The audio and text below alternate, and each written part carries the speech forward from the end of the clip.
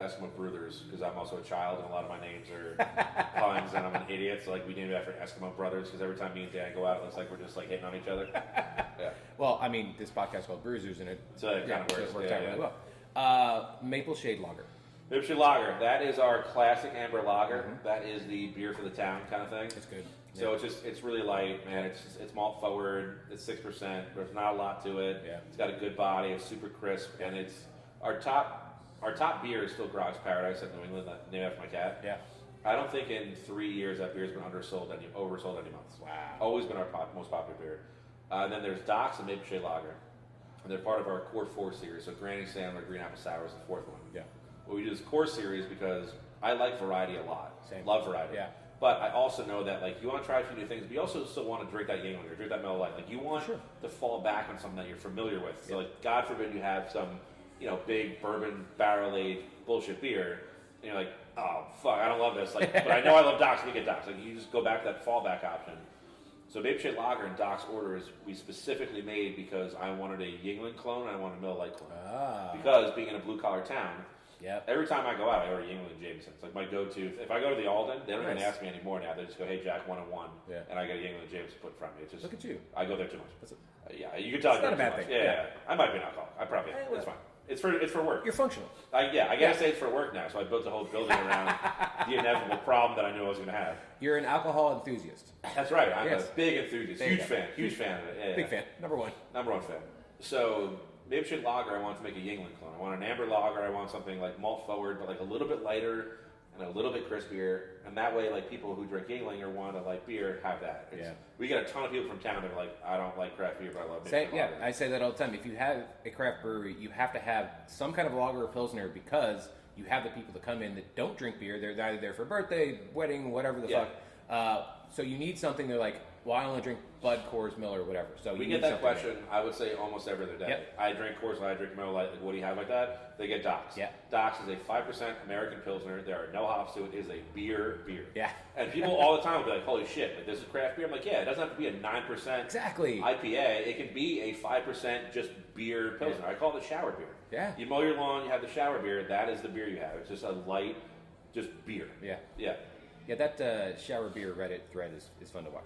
I've never been on that one. You should check it out. Not around in public really. But okay, that's it's a bunch of naked people drinking. So. Oh who doesn't like that? Yeah, same exactly. Yeah. And then Tater's Gonna Tape. Tater's Gonna Tape. This is amazing, though. Thank you. So that's reminisce. We did one extra keg this year because we wanted to go a little after St. Patty's Day. I kind of wanted until April. I kind of made him do one extra keg, but. Tater's Gonna Tape, we do every St. Patrick's Day. So those little Irish potato candies that you get, like the O'Malley's or whatever they are, O'Hara's. I always forget the actual. There's one big company that makes them. We basically wanted to make that into a beer. Okay. So we do a dry Irish stout every March for St. Patty's Day. We took that stout, we conditioned it on vanilla, coconut, cinnamon, all that stuff. Yeah. And then made basically that candy into a beer. So it's only 5%. It's like real it's sweet. Very coconut forward, but like I went through a full keg St. Patty's Day, a keg like the weekend after. That's awesome. I think it's our third keg of it, and it's basically on its like last. Well, I'm glad I got it. So in about like a month, we've been through like 3 kegs, which is good. Like I like doing that for experimentals because we like mess around with like flavors and stuff like that. There's some weird beers, but that's always a hit for St. Patty's Day, so we bring it back pretty much every year for people. It's delightful, and it's so sessionable. Like people will probably look at it like, oh, it's so dark. I don't know if I could. But no. Drink it. Yeah, but dark beers don't have to. I think that a common misconception a lot of people got it was with IPAs and dark beers. IPAs shouldn't have lactose in them. I fucking hate it. Like you get these things where it's like, let me give you this 9% super lactose hoppy IPA that tastes like fucking milk sugar. I hate it. But then so you're not a fan of the milkshake IPAs, is what you're saying? I don't like it. But then we also had this big turn where it was like, you get these people that would have these like bourbon barrel aged beers, and they'd be like these like 14 or 15% beers. So what you run into is like they're really fun to share at parties. Of course, yeah. You got great to like have a few of them, like to taste like that 4-ounce pour, great. Yeah. But like selling a full beer, that's tough, man. Right. And then the other thing too, that they're expensive to make. True. So you get some of these places that are selling like the bomber bottles or like the 16-ounce bottles and stuff like that. Mm-hmm. They would sell them at like $20, $30 a piece. Yep. And it's like, okay, great. Like I'm gonna sip this thing. I'm gonna have to share it. Yeah. I'm basically paying $30 to share like 4 ounces at a time. And it just became this big thing where people assumed that dark beer was like these big boozy beers. Yep. But like, what's a dry Irish stout? It's 5%. Mm-hmm. We do an export stout. It's 6%. Like we do an oatmeal stout. It's 6%. Yeah. Like we do an imperial, and it's 10%. Right. But like I think that dark beer should be more approachable because like it started to get away from beers that you can drink. So we do a lot of low ABV beers. I like my range to be like 5 to like 7.5. We'll do the big boozy one once in a while, but like I want you to have more than like 2 beers. Right. I don't want you to have like, okay, I had this dark beer and now I'm fucked for the rest of the day. We also don't have to babysit people at the bar because they had. We've had 3 years of like success with not having to take people out and shit. I don't want to change now. I've never had to. I want to. I wish I could. Being the big guy that I am, like playing, hockey back in the day, and like bruising people around and stuff like that. I'd love to put something through the window, but everyone's been too nice. It's unbelievable. Yeah, Well, then you also have to replace the everyone's windows, too goddamn nice. But luckily the windows up front are accordion windows, so they open up. Oh, perfect. In the summer I can just right outside. There you go. Yeah, but everyone's been way too nice. It's a real bummer. It's a real bummer. Well, maybe we'll get some ass. They'll listen to this and be like, I'll throw me through the thing. Oh yeah. The nice thing is, like I said, it's an audio podcast, so no one knows how big I am. You sound much bigger than you probably. Yeah, that's right. Yeah. You're definitely not almost 6'2". Yeah. There's no way. Yeah, but we wanted to get more like approachable styles of beer, and I think that we do that. Josh Caputo, my brewer, is a phenomenal brewer. Yeah. He's very well versed. Like always, great to work with. Like we sit down every other week. I think we're going to be tomorrow actually, where we just discuss like the next beers one coming up, the flavors we want to do, like what's doing well right now, like what do we think people want to drink, that kind of stuff. And it's just he's been a fucking gem to work with. So like, that's awesome. He was always like, hey, you don't need to have a dark beer that's 15%. Let's start doing some like low ABV ones, so it's way more approachable. Yeah. And then the other thing too, from a sales perspective, like even 50% beer, someone's having one of them. Yeah. And the person who's having 4 of them, you don't want there anyway. No. But like if I have 5% beer, they're having 2 or 3 of them. Exactly. And so I'm selling 2 more beers than I would selling 1 beer. Yeah. Well, plus, like you said, you're in a blue collar town. You want people like they just got done working, and so they're going to have some beers, and then maybe go home and whatever. Not a ton of people maybe driving out to Vermont to like the Alchemist to get like Heady Topper 5 or 6 years ago. Like they were drinking Miller Lite at the Alton, which is awesome because I love those people. Yeah. But that's kind of what we modeled our brewery around, was being, I want to be upscale, but I want to be very approachable. Like I want to make very, very good beer, but I want those very good beers to be like beer for everybody. I don't want like some only for the hop heads and only for the hype boys and all that stuff. I want someone who drinks Miller Lite to come in here. We've had it constantly. Who now people will graduate to drinking some IPAs because then they're trying to find that like, oh, I only drink Miller Lite. Let me have Doc's, and I had it for 6 months to a year, and now I'm like, let me try this IPA. Oh, I like this IPA. It's not too hoppy, and then you're starting to like gradually grow these people into craft beer drinkers.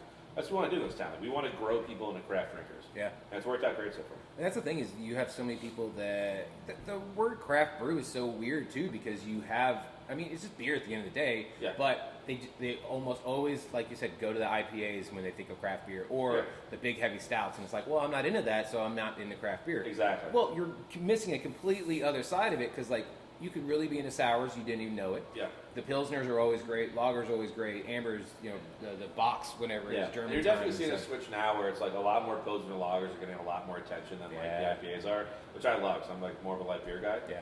Like don't get me wrong, I love a good IPA once in a while, but like I'd much rather have like a Saison or like a really crispy Pilsner or something like that. So you are seeing like a shift now, which is I'm a huge fan of. So you're just seeing like more people being able to enjoy like what craft beer is. So I've seen that too, especially in Texas. I've always had it's a pendulum. We've hit peak at the hype, and then now we're coming back. We're coming back down. And if you're an actual good brewer, your lagers are going to be your key. Because I've had so many brewers tell me when they go to other breweries, first thing they do is taste a lager. Because it's like going to a donut place. You can't hide it. Yes. You can't hide shit in there. You can hide an IPA, you put lactose free, all that bullshit in it. Stout, same thing. First thing I do is I have a Pilsner or lager. Yeah. If your Pilsner lager is bad, I'm guessing other beers aren't going to be fucking great. And if they are, it's because there's a bunch of adjuncts or shit like that in it. And I'm by no means a craft beer snob. Like I have a bottle, like a Shadow Raptors and stuff in my fridge. I have like $200 bottles of beer in my fridge. Right. But I also have a 6-pack of PBR Pounders in my fucking fridge. I fucking love PBR. Yeah. So it's like I'm by no means a snob, but I also think that like beer should be just built on IPAs, these big adjunct beers, these huge hype boy beers. Like make a good fucking Pilsner, people are going to come. Yeah. So I always try the light beer first when I go somewhere. Yeah. And that really shows me like, hey, do you kind of like have your chops back? You know what you're doing, that kind of stuff. Yeah. Yeah. Yeah. It's a really good test. I've had people explain to me it's the same with going to a donut place. Try their glazed first, and if the glaze isn't any good, you don't want to try the rest of it. because all the other stuff just it's fucking bullshit. Yeah, your decorative stuff, basically. It's whipped cream on shit. Yeah, putting 16 different vanillas and whatever nuts, you want to. It's just it's so easy to hide those like bigger IPAs and those big boozy beers. Like no one has a fucking vanilla lactose Pilsner because like, well, one, who the fuck would drink that? But two, is like Pilsners aren't meant to be hid like that. So like it just gives you a really good like gauge of how good a place is. Exactly. Yeah. So when you guys started, who were some of the breweries that you guys kind of maybe leaned on or kind of helped you guys out starting? So Kings Road, who we beat last year in Malt Madness, shout out to Bob. Who, I mean, if we win this week, we're probably gonna get them in the finals too. I'm gonna bury him again. There you go. Love him to death, but I'm gonna bury him. Yeah. Pretty much instrumental in us opening up. Like I was able to see financials, like they showed us like That's awesome. how much it cost, like what worked, what didn't work, stuff like that. So they were a really big part of us knowing kind of what we had in store for us based on like our size, what we would sell, stuff like that.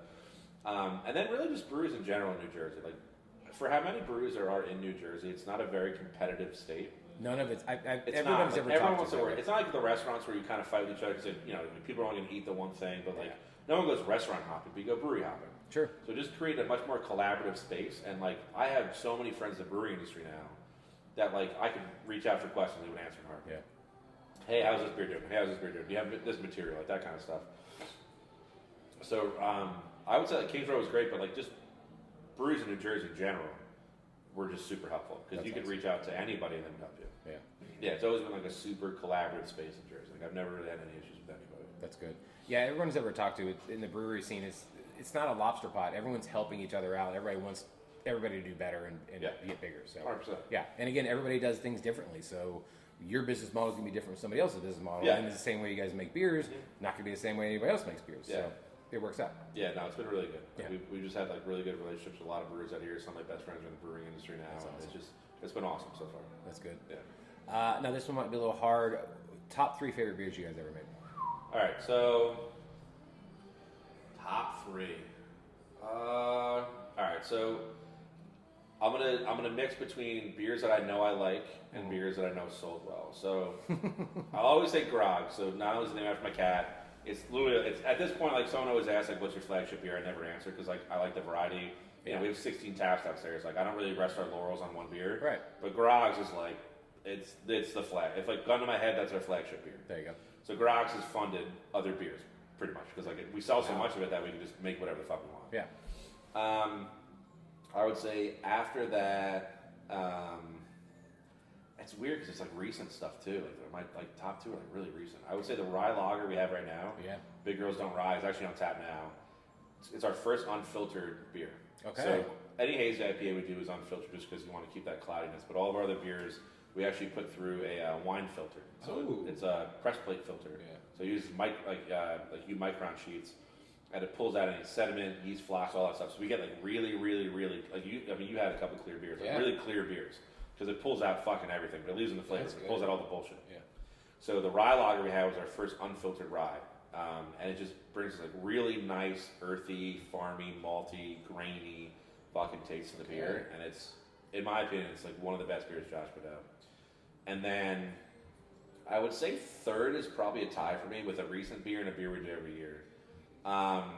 We do a Oktoberfest. It's called Barktoberfest, and we make a lot of it in season. Yeah. We go through like 3 to 5 batches a year. Jeez. We do a lot of it, and it's just really nice. So it's not like a Marzen because a Marzen technically is made in March and served in October. So I get weird about like the nuances of beers. I'm not a beer snob, but like I'm quite like the vernacular. I'm like just call it a fucking fest beer. Yeah. So we make a fest beer. There you go. But it's this big, robust, malty fest beer, and we sell a shit ton of it. There you go. But it's also like a very delicate version of what a Marzen or fest beer would be. So those beers a lot are like, they might be 6%, but they're heavy. They are. They're real heavy beers. You have 2 and you're fucking full. Yeah. So I wanted all the flavor, but none of the weight. I didn't want like a thin beer, but I wanted a light beer. Right.